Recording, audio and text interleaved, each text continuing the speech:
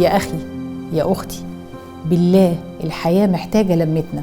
اللهم تقبل يا أرحم الراحمين هذه صدقاتكم، اللهم تقبل يا أرحم الراحمين.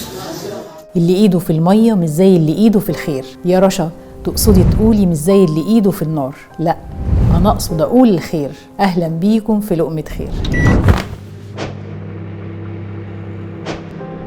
من أول رمضان وأنا وفريق لقمة خير بنتكوي كل يوم من مشاهد التوزيع.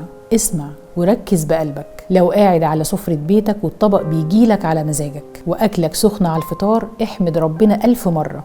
لقمة خير وزع إطعام صايم الناس المسافرة. واحدة هنا يلا. لو بترفع سماعة التليفون وتقول الفطار ايه يا ماما النهاردة والأكل جه على هواك، برضو احمد ربنا على النعمة.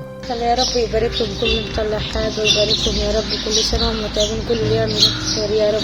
ولو بتتصل بمراتك الساعة 2 الظهر وبتقول لها ما تعمليش أكل النهاردة يا حبيبتي، أنا عازمك انتي والولاد بره، انت في نعمة كبيرة تستوجب شكر المنعم، تستوجب انك تنفق، انك تساعد ولو هتفطر قريبك البسيط. يا أخي يا أختي، بالله الحياة محتاجة لمتنا، محتاجة نفكر في بعض.